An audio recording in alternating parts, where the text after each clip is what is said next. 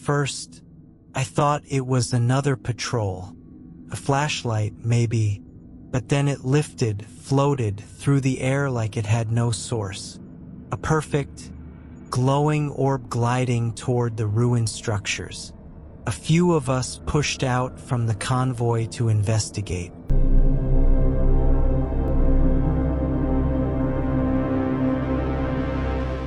Welcome to Dark Reddit, your late-night escape into eerie calm. I'm Alex, your voice in the dark and your guide through the unknown. This is podcast 26, 2 hours descent into whispered stories and sleepless stillness. Tonight, we drift through chilling tales unearthed from Reddit's darker corners.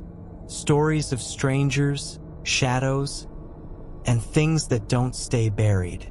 Before we begin, find a quiet place, dim the lights, take one deep breath, and close your eyes.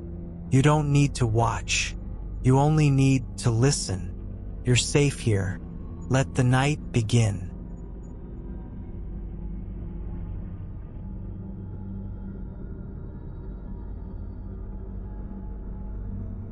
Some places were never meant to be walked by the living. What I saw in Iraq still haunts the quiet moments of my nights. I was already out, honorably discharged, back in Austin, Texas, trying to find some kind of civilian rhythm again. But it was 2003, and President Bush had just ordered more boots on the ground in Iraq. I didn't think that included me. I was wrong. The call came through Camp Mabry, my old National Guard unit. They told me I was being recalled. My records were still fresh enough. But the unit I was being summoned to already tapped for deployment. The commander offered me a different route. Join a government contractor instead. Halliburton. Better pay, same theater of operations. So I signed. And not long after, I found myself on a flight to Kuwait, then at Camp Doha, staring across endless desert under a brutal sun. My role was logistics, overseeing convoy operations into Baghdad. I had been a saw gunner with the 1st Infantry Division before, so even as a contractor, I was often on the runs, weapon-mounted, just in case. I learned quickly that there's no such thing as a routine convoy in Iraq. The route between Kuwait and Baghdad was unpredictable chaos. IEDs, small arms fire, breakdowns, roadside ambushes.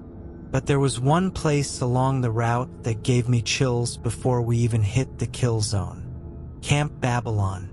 At the time, it was a mix of French military presence and archaeologists. The ruins were ancient, uncomfortably so. Some believed it was the actual site of the Tower of Babel. When I first passed through, I thought the idea was absurd. Then I saw the shadows. It was late afternoon when our convoy came under brief fire, maybe 2 or 3 popping shots from the scrub. SOP was to stop, dismount, and return fire rather than risk speeding into a trap. I crouched behind a concrete block beside another contractor, scanning the dust-blown ruins of Babylon. That's when I saw them. Figures. Small, fast-moving, black silhouettes darting in and out of the broken stone and crumbled walls. Too quick. Too coordinated. I kept raising my weapon, but by the time I aimed, they were gone. Vanished. The guy next to me muttered, "How odd that we're in the shadow of Babel and fighting the supernatural." I didn't say a word, but I noticed he was trembling. The road cleared and we moved on to Baghdad. But a month later, we came back through the same area. And that's when things got bad. It was cold, surprisingly so for Iraq. Our convoy was returning south toward Kuwait when one of the civilian trucks broke down right near Camp Babylon. Mechanics got to work while the rest of us set up a perimeter. We were maybe 50 yards from the ruins. That's when I saw the light. First, I thought it was another patrol. A flashlight, maybe. But then it lifted, floated through the air like it had no source. A perfect, glowing orb gliding toward the ruined structures. A few of us pushed out from the convoy to investigate. Through our NVGs, the light shimmered like heat off asphalt. Self-contained. No body holding it. Then the wailing started. It came from the ruins. A sound so human it twisted your insides. A woman's voice. Not screaming, not calling. Wailing. Pure grief. Stretched across the silence like a wound. It didn't stop. The sound kept going, almost rhythmic, like it had been going on for centuries and would never cease. We searched the ruins with our lights. And if you've ever used a flashlight with NVGs, it looks like a searchlight cutting through hell. Nothing. Just stone, shadow, and sand. That's when I turned and saw my contractor buddy. Same guy from before. Completely still. His face was pale. Eyes fixed on something I couldn't see. I shook him hard. "We're leaving," I barked. He blinked like someone waking from a deep sleep, nodded, and followed me back to the Humvee. By the time we were wheels up and rolling again, the wailing had stopped. The next morning, we sat outside our tent at Camp Doha, trading stories while the sun made the cold tolerable again. Someone mentioned the sound, the light, the ruins. I looked over at my friend. He hadn't said a word all morning. I asked, gently, "What did you see?" He looked at me with the haunted eyes of someone who'd glimpsed the other side. "There was something standing by the ruins," he said, voice barely above a whisper. Tall, black. It wasn't just watching us. It knew we were looking for it. The moment I saw it, I felt this despair, like my soul dropped out of my body. He paused. "I thought I was going to die right there on that hill." He couldn't remember walking back. He only remembered the terror, then the sound of tires on sand. Later that day, I told the story to one of our Pakistani translators, Artie. As I spoke, his face turned ashen. "You saw a jinn," he said solemnly. "One of the old ones, from before men were born. You were lucky to walk away. I've since written books about haunted places. Ghost towns, cursed homes, battlefields where the dead still linger. But none of them match that night in Babylon, because that wasn't a ghost. It was something older, something that remembers and watches."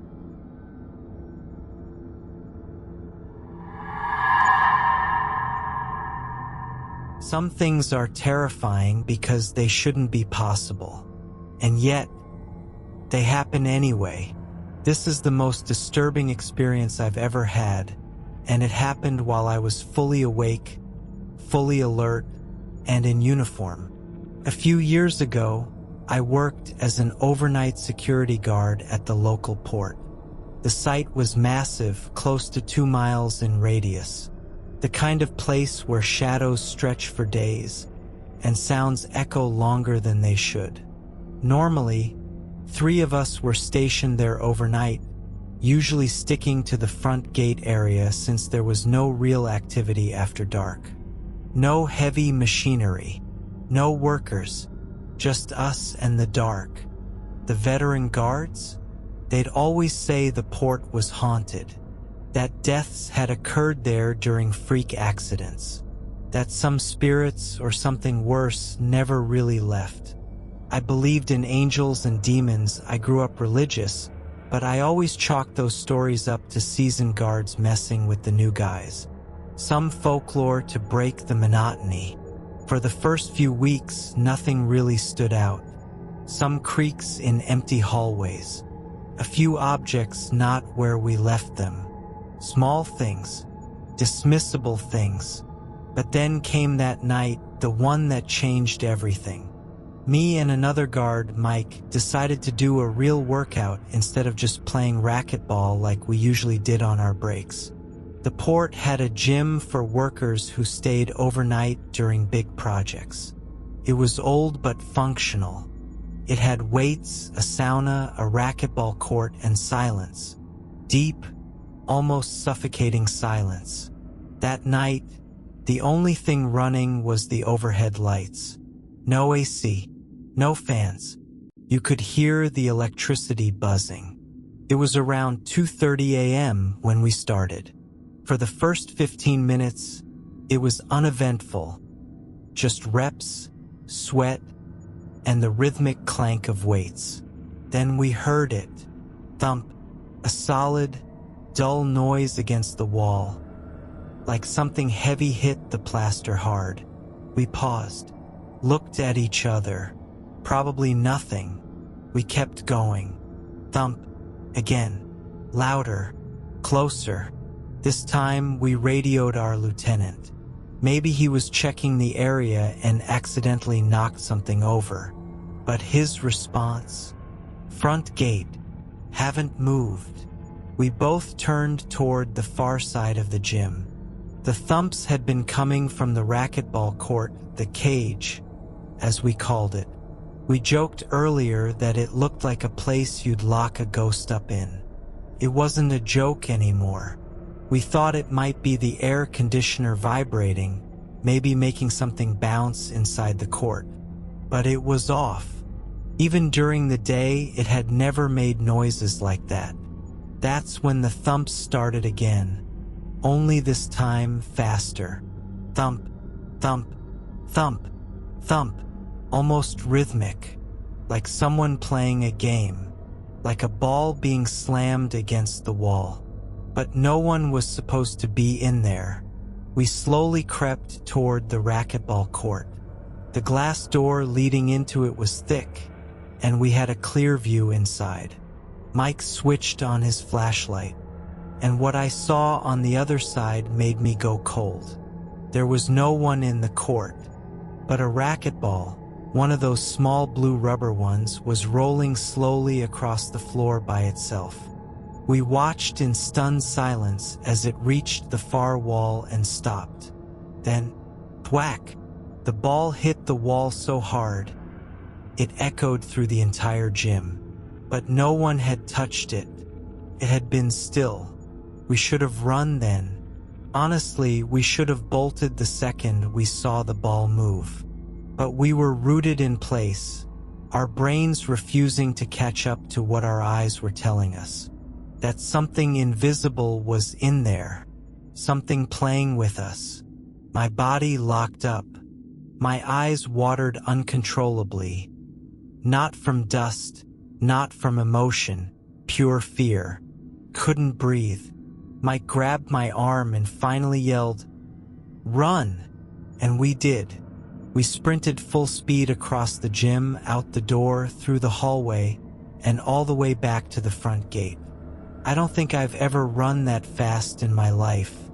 When we burst through the door, our lieutenant looked up, startled. "What the hell happened to you two?" he asked. We must have looked insane. Red-eyed, pale, sweating bullets. We told him everything about the thumps, the rolling ball, the empty court.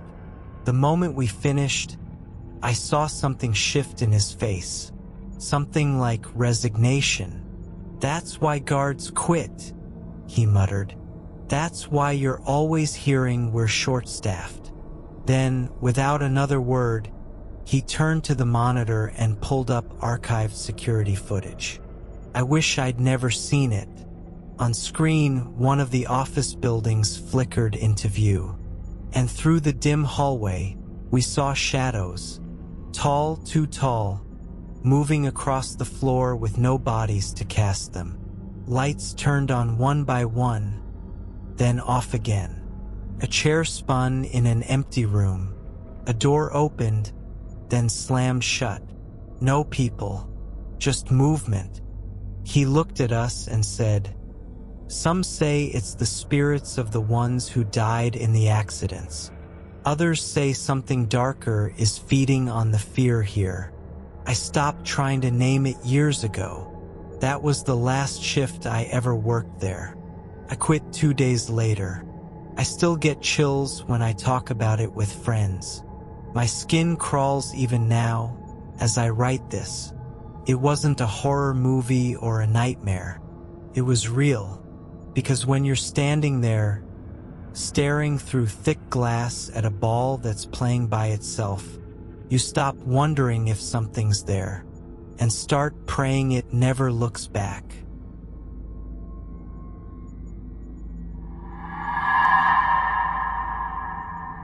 Sometimes, the dead don't wait for permission to say goodbye. This story is about a grandmother's strange farewell, a bathroom light, and the chilling honesty of a 5-year-old. Some stories stay with you not because they're terrifying, but because they're true. I was 15 when my grandma died, and I took it hard. We were close. She was the kind of woman who laughed with her whole body, who let me sneak extra cookies when my mom wasn't looking, and who somehow made everything feel okay, even when it wasn't. She died on the toilet. It sounds ridiculous to admit, but I coped with it the only way I knew how, by making jokes. I told people she went out like Elvis. Morbid humor, sure, but it helped dull the sting. At least a little. She passed on a Wednesday. The wake was that weekend. It was all such a blur. People crying, casseroles I didn't want to eat, relatives I hadn't seen in years hugging me like they knew my grief. But I just felt heavy, like I'd been hollowed out from the inside and was still expected to walk around like normal.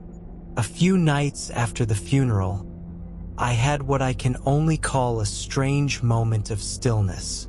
It was late. Everyone else had gone to bed. I went to the bathroom like usual, sat down, normal stuff, then click. The lights turned off. Just like that. Pitch black. I froze. You know that moment when you're not scared yet, just confused? That was me. My first thought was maybe the power went out, but the hallway light was still on, bleeding in faintly from under the door. No, this was different. This was the bathroom light switch. I heard it flip, and I was alone, or at least I thought I was. I called out, "Very funny," thinking maybe it was one of my brothers. No answer. Then it got weirder. Right as I reached for the light switch myself, I saw a faint blue flash out of the corner of my eye. Not from inside the room, but outside through the tiny bathroom window. It wasn't lightning. It wasn't a street lamp. It looked like a concentrated little orb of soft blue light, and it shot past the window like a comet. I sat there in silence, heart pounding, every hair on my body standing on end. I should have been terrified, but I wasn't. Instead, I felt this bizarre calm, like she's here. I turned the lights back on, finished up, and stepped into the hallway, trying to convince myself it was just coincidence. Maybe a breaker glitch. Maybe my imagination filling in the blanks. Then my 5-year-old sister looked up from where she was playing on the carpet and casually said, "Grandma was just at the end of the bed. She told me to tell you she said hi, and she's sorry for turning off the lights." I stopped cold. She said it so simply, so innocently, like she was reporting the weather. There was no drama in her voice, no theatrics, just fact. "Wait, what?" I asked, blinking. My sister nodded. She was wearing that blue shirt she liked. She said you were sad, but she's not mad. And she thought the Elvis joke was funny. I felt my legs go weak. There's something about children and the dead. I don't know what it is, but they see things we filter out as adults. They say things they shouldn't know, and they always seem to know the right time to say them. Later that night, I lay awake thinking about it all. The switch, the light, the window, and my sister's words. I hadn't told anyone about the blue light. I hadn't told my sister I joked about Elvis. And yet, she knew. That was the last time anything like that happened in our house. No more light flicks. No more messages. Just that one moment. It's been years since then, but I still think about it. Especially when I'm sitting alone in a quiet room. Or when grief creeps in during the quiet hours of the night. It wasn't dramatic like the movies. No ghostly mist. No whispering voices. Just a flipped switch. A blue light. And a 5-year-old's message from the other side.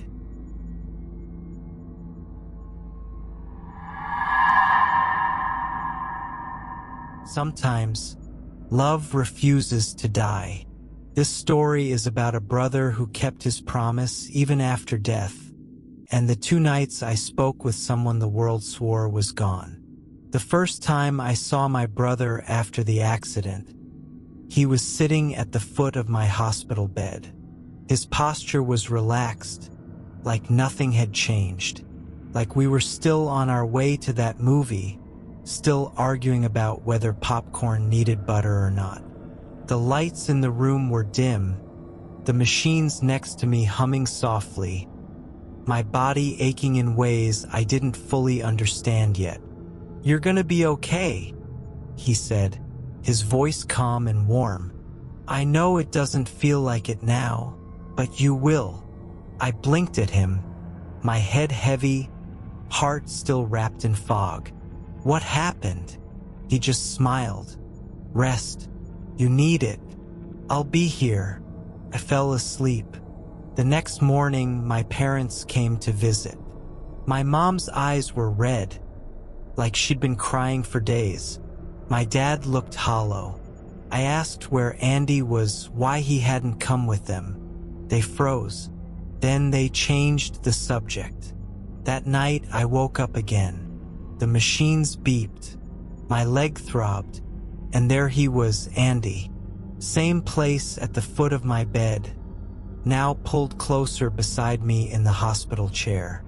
"Hey," he said softly, "how's the pain?" I don't remember answering him clearly, but I do remember his presence made it hurt a little less. We talked, though I can't recall all the words, just that his tone was encouraging, loving. He told me to stay strong, that my life wasn't over, that he was proud of me, that I could do this. I asked him why he was still wearing the same clothes as the day before. Jeans and that gray hoodie with the frayed sleeves. He usually changed twice a day and was never caught wearing the same thing twice. That got a chuckle from him, but no answer. "How are you?" I asked. He looked at me, eyes softer than I remembered, but distant. Better than I thought I'd be, given everything. Again, I fell asleep with his voice in my ears. The next morning, when my parents came again, I was more persistent. I told them I didn't want us visiting in shifts. I wanted Andy to come with them during the day. That we'd had 2 good talks already, and I missed him being around when I was awake and alert. My mom paled. My dad asked carefully, "What do you mean? You've talked to Andy?" I told them everything, that he came both nights, what we talked about, that he was wearing the same clothes, that he told me not to give up. My mom stood up, shaking, and left the room in tears. My father sat down hard in the chair beside me. "Andy didn't make it. He died at the scene. Instantly." I didn't believe him. I couldn't believe him. They must have made a mistake. He brought in the newspaper clipping the next day. Front page of the local section. Teen dies in tragic DUI crash. Andy's smiling photo stared back at me. I don't remember much after that except screaming. I was sedated not long after. And yet, I know what I saw, what I heard. I don't care what anyone else says. Andy was there. He visited me. He talked to me. And maybe he needed me to be okay before he could go. Years passed. I never told many people. It became this sacred memory I carried with me. Something I knew in my bones had happened, even if the world called it grief or hallucination. But years later, my fiancée, who had never seen a photo of Andy, woke me up in the middle of the night. She was pale, shaking, breathing hard. "There was a guy in the hallway," she said. "He just disappeared. I thought it was a dream, but..."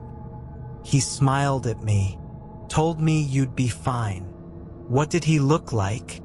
I asked, my heart already pounding. She described him. Gray hoodie, frayed sleeves, tousled brown hair, a warm, crooked smile. I didn't say anything for a long time, just held her close and whispered, "That's my brother. I like to think he checks in from time to time, not just on me, but on the people I love. That he kept watching like he promised." The world lost Andy that day, but I didn't. Not completely.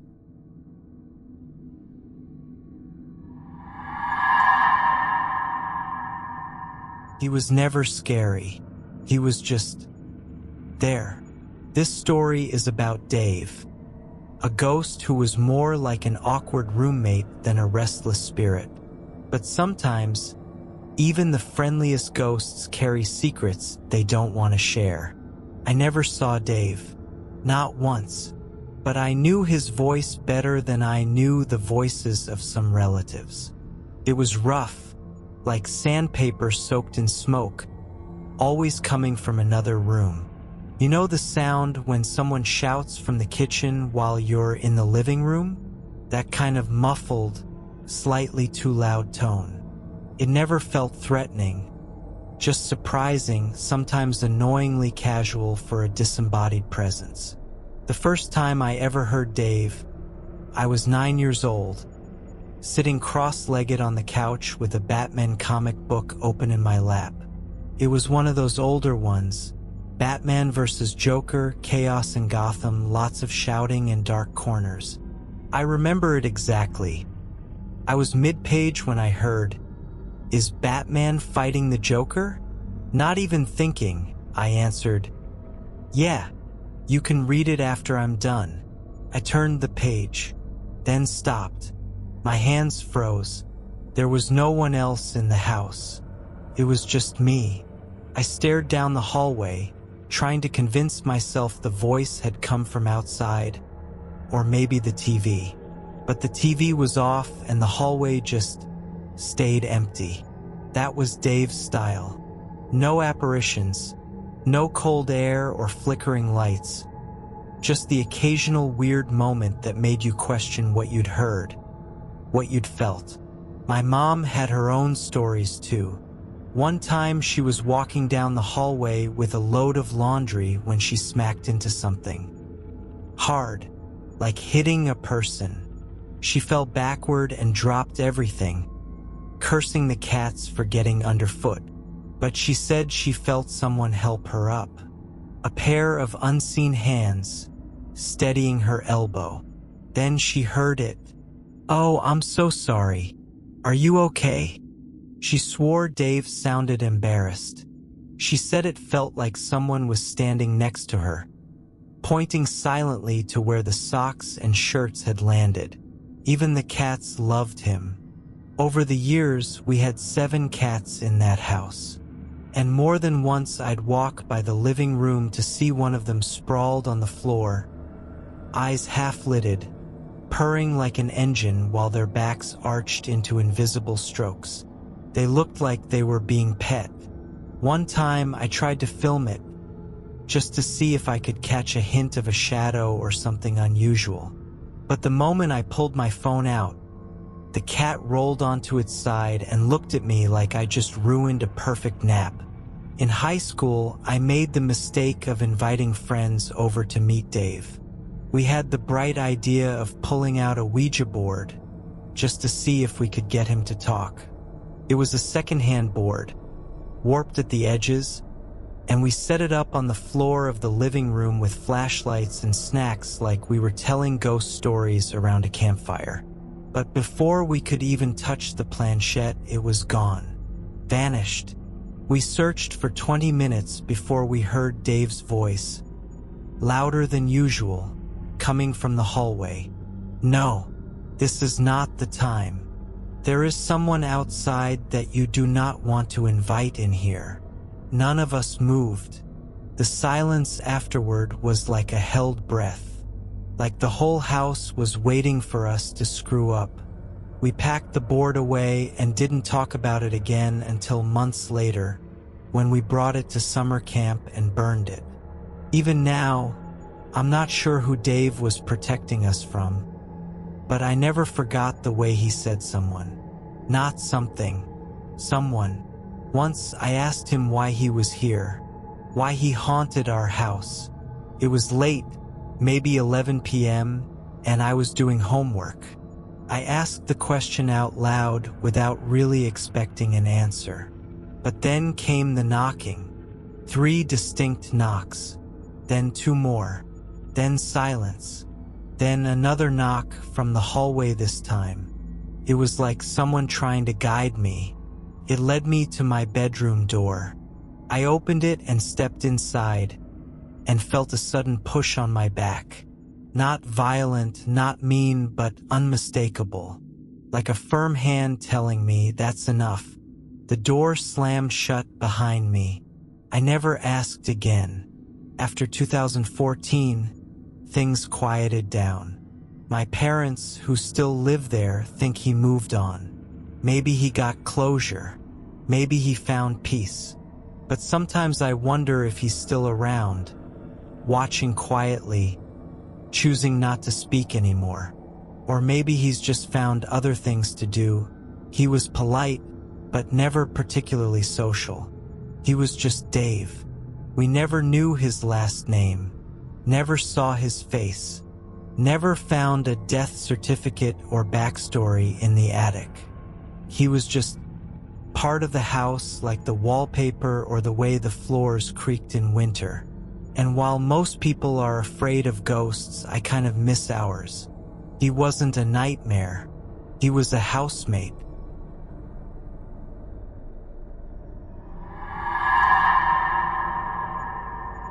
He only comes when the clock hits 3.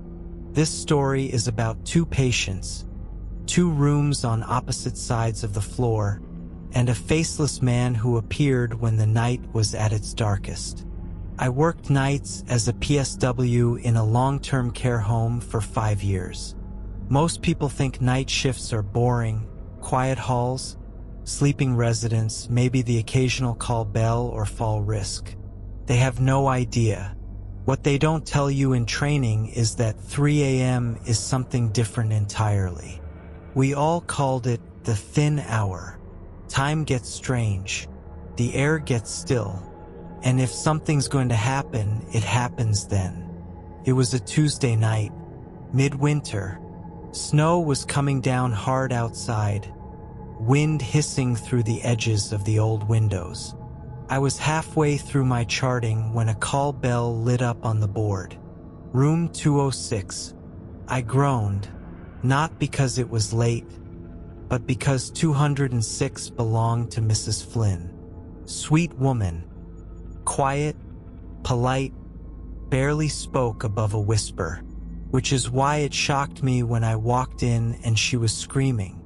"There's a man in my bathroom," she cried, clutching her blanket to her chest. Her eyes were wide with fear, fixed on the half-open bathroom door. I rushed in and flipped on the light. Empty. I checked the shower, the corners, even behind the door. Nothing. But Mrs. Flynn wasn't settling. "He's in there," she kept saying. He was watching me, standing there. Tall, dark, no face. You have to get him out. Now, we do have residents who wander, especially those with dementia. They sometimes get confused and end up in the wrong rooms. So I tried to calm her gently. "Can you tell me what he looked like?" I asked, keeping my voice steady. She stared toward the bathroom again. All black, like a shadow, but bigger. And where his face should have been, there was just nothing. No features, no eyes, just smooth, blank skin. I didn't want to scare her further, so I told her I'd talk to him. I turned toward the empty bathroom and said, half jokingly, "All right, sir. Time to move along. Mrs. Flynn needs her rest."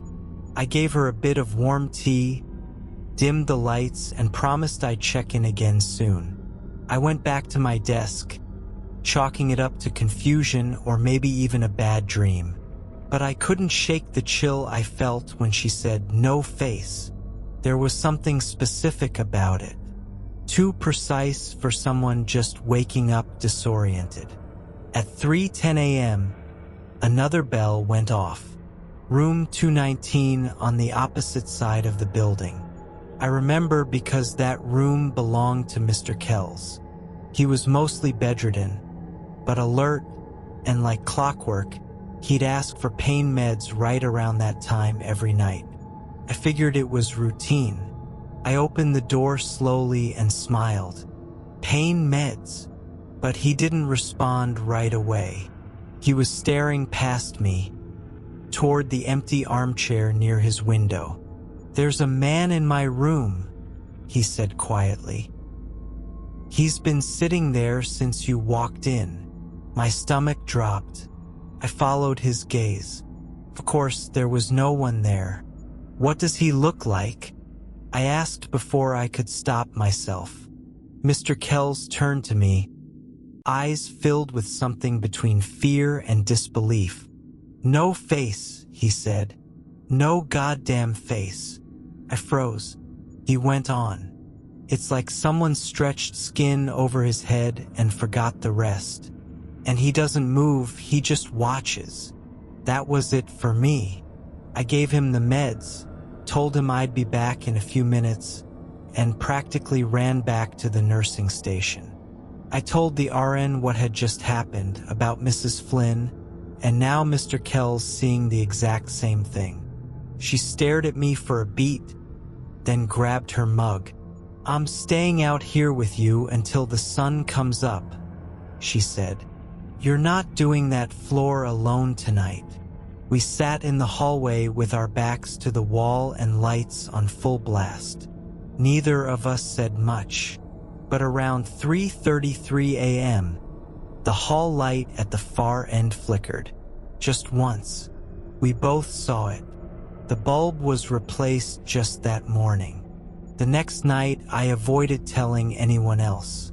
I figured maybe it was stress, coincidence, long hours messing with my head. But curiosity got the better of me, and I quietly asked a coworker who had been there longer. Someone who had worked more nights than I had. Her face changed instantly. "You've seen him too?" she asked, like she already knew the answer. "What do you mean?" She nodded slowly. "The faceless man. He shows up sometimes. Always around 3. Usually to the residents who are getting close." "Close to what?" I asked, even though I already knew. "Passing." I swallowed hard.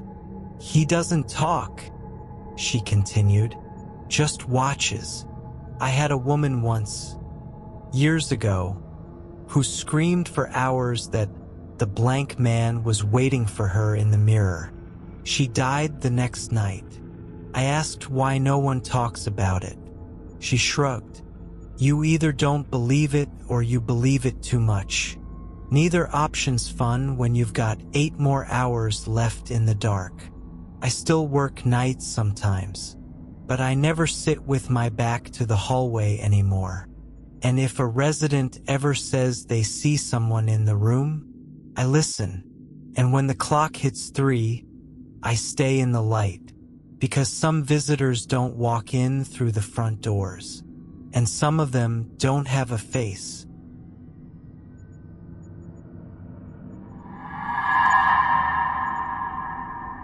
Some patients need more than medicine. This story is about a final moment, a long-dead husband who wouldn't let go, and a nurse who stood between a dying woman and the shadows waiting to claim her. My mom doesn't scare easily. After more than 30 years of working night shifts in hospitals, especially in ICU and ER, she's seen people at their worst, heard last words that still echo in her head, and watched monitors flatline more times than she can count. But a few weeks ago, she told me something that stopped me cold. It was a quiet night at the hospital, one of those eerie calm before the storm shifts. Most of the ICU patients were stable or sedated. My mom, as always, made her rounds, offering water, checking charts, chatting with the patients who were alert and in need of company. One of them was an elderly woman named Mrs. Leary, 88, frail. Her body was giving out, and everyone knew she didn't have much time left. My mom told me Mrs. Leary always seemed like she was waiting for something, not in a hopeful way, more like dread. She'd sit in her bed and stare across the room for hours, barely blinking. That night, my mom stepped in to check on her during some downtime. Mrs. Leary was crying, not sobbing or hysterical, just silent, steady tears running down her pale cheeks. My mom sat beside her and took her hand, something she often did. Sometimes just being there made all the difference. "What's wrong, sweetheart?" she asked gently. Mrs. Leary looked toward the far corner of the room. Her eyes didn't move, just stayed locked on whatever she thought was there. "He's here for me," she whispered. My mom thought maybe she meant a family member, a son or brother, maybe someone who had died and she believed had come to comfort her. That's not unusual for patients near the end. But then Mrs. Leary shook her head. "Not to help," she said. "He was evil when he was alive, and he's still evil now." My mom's stomach tightened. She asked quietly, "Your husband?" Mrs. Leary nodded slowly. Her lips trembled. "He made my life hell," she said. "I left him once, back in 1964. Took the kids and hid in a shelter for months. But I went back." "Why?" my mom asked softly. "He found me." Her voice cracked. "And back then, you didn't get to leave men like that." She went on to say that he died 20 years ago. Heart attack, quick and quiet. But ever since she had been admitted into the ICU 3 days ago, he'd returned. Standing in the corner, just watching, every hour, every night. "I tried not to look," she whispered, "but I feel him, breathing like he used to when he drank too much. I can smell the cigarettes, the rot, and he keeps saying the same thing over and over." My mom braced herself. "What does he say?" Mrs. Leary turned her head and looked my mother dead in the eyes. "You're mine when the clock hits 3. My mom glanced at the wall clock. It was 2:42 a.m. She told me her first instinct was to get someone else in the room, maybe another nurse or the on-call doctor. but something in her gut told her not to leave Mrs. Leary alone. So instead, she offered to pray. "I'm not very good at it," she said with a half laugh when she told me the story. But I figured anything was better than silence. They prayed together, my mom holding both of her hands. At some point, Mrs. Leary started repeating her own quiet words under her breath. Not in English, not anything my mom recognized, but it seemed to comfort her. And then, just past 3 a.m., Mrs. Leary's grip softened. Her breathing eased. She looked around the room with a kind of fragile wonder, then smiled faintly. "He's gone," she whispered. "He can't touch me anymore." She closed her eyes. A few minutes later, she passed. My mom stayed with her long after. She said she couldn't bring herself to leave just yet. The room felt different, like the air had cleared. But here's the thing that gets me. A week after Mrs. Leary's passing, the night shift supervisor approached my mom with a weird question. "Did you leave anything in room 209? She asked. My mom shook her head. "No." "Why?" They had just moved a new patient into the same room. She was sedated and hooked up to several machines. But sometime after 3 a.m., the monitor started glitching. Lights dimmed. The patient stirred in her sleep and started muttering, eyes fluttering behind closed lids. When the nurse came in to check on her, she found the room colder than the rest of the unit. Like noticeably colder. The thermostat hadn't changed.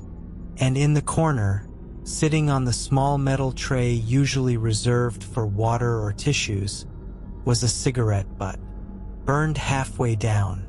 No one in the ICU smokes.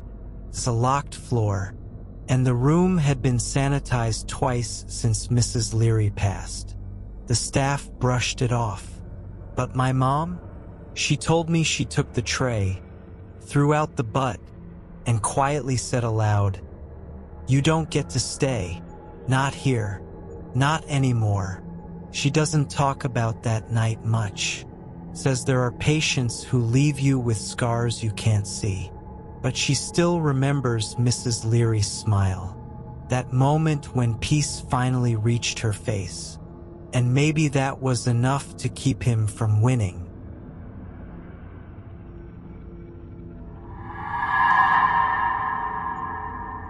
Some houses whisper. My grandma's screams. This story is about eerie family legends, ghostly warnings, and a house that never seems to forget who walked its halls. There's something about my grandma's house that always felt off. Even as a kid, I dread walking down the hallway alone, as if the shadows clung too long to your footsteps. My dad used to call it the house that watches. I used to laugh. I don't anymore. The house is old, creaky wood floors, narrow stairs, and this strange smell of cinnamon and old books that never fades. My dad, aunt, and uncle all grew up there, and none of them escaped without their own stories. Not the exaggerated campfire kind, but the sort that made them go pale and change the subject. Like the time my uncle was walking down the stairs, towel in hand, after washing his hair. My dad was at the bottom in the living room watching him. Suddenly, the towel yanked straight out in front of my uncle, as if someone grabbed it mid-swing. Pulled so hard he fell down the stairs like a rag doll. No one else was around. My dad still swears it was like an invisible hand reached out and threw him. The weird thing is, we're not even supposed to talk about this stuff. My grandma hates anything paranormal. She's been to see gypsies and spiritual readers more times than I can count. But if you so much as mention a Ouija board near her, she'll go cold. It's like she knows more than she lets on. Still, stuff kept happening. There was the time my cousins and brothers were upstairs playing board games in one room. The toys were left set up in the other room across the hall. Suddenly, a plain old Hot Wheels car, no batteries, no wind-up, nothing, rolled out of the toy room, slowly crossed the hallway, and entered the room they were in. No push, no one near it, just deliberate movement. They all watched it happen, frozen. No one said a word for what felt like forever. My cousin eventually picked it up, turned it over, and stared at it like it would give answers. But it was just a car. Then, about 8 years ago, my oldest brother moved into the basement. It's a finished space, kind of cozy if you ignore the occasional creaks that sound like footsteps on the ceiling. One night, he was sleeping, dead asleep, when he jolted awake. No dream, no sound, just this intense feeling of being shaken. Not like he had a nightmare, like someone physically grabbed him and shook him hard. He sat up, heart pounding, and that's when he smelled it. Gas. He stumbled upstairs and out the door. Later, he learned there was a carbon monoxide leak. If he hadn't woken up when he did, he probably wouldn't have woken up at all. Months later, my grandparents were out of town, and we did what every curious, reckless family does when left unsupervised in a haunted house. We downloaded a ghost radar app. Yeah, I know, probably nonsense, but we were curious. All of us, my uncle, cousins, siblings, sat around the phone half laughing. My uncle started asking the usual cheesy questions. Is anyone here? Do you want to talk to us? Then he asked, who used to live in the basement? The phone paused. Then it spoke, my brother's full first name. Not the name anyone ever called him, just the one on his birth certificate. We all just froze. My uncle, trying to play it cool, asked, how did you save him? The phone replied, in a robotic voice, wake. At this point, the laughter stopped. He asked, what did you save him from? The answer, gas. You could hear a pin drop. No one moved. No one even breathed. It was real, or at least it felt real. Too real to be some random coincidence. Too specific. Too close to home. We turned off the app and swore we'd never use it again. But deep down, we all knew the house had something. The last thing I'll mention for now is the obituary. My grandparents had a close friend who passed away maybe 15 years ago. Ever since then, every few weeks or so, his obituary shows up. Not like in the mailbox, but in the kitchen, on the table, on the counter, once tucked into the sugar bowl. My grandma always sighs, says, "Hi, Joe," and puts it back downstairs with the rest of the old clippings in the basement. A few days later, there it is again, like he's just stopping by to say hello. Maybe he is. That house holds memories like a sponge holds water. It doesn't let go. And maybe, just maybe, it protects us in its own strange way. I mean, something shook my brother awake when a silent killer was leaking through the walls. Something whispered my uncle's name through a digital veil.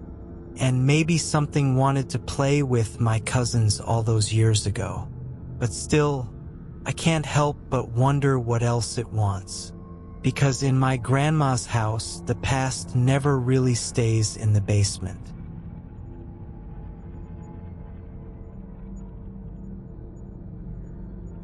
You've made it through the hour. The stories are over now, and the night is quiet again. Let the silence soothe you. Whatever followed you from the tales, leave it here.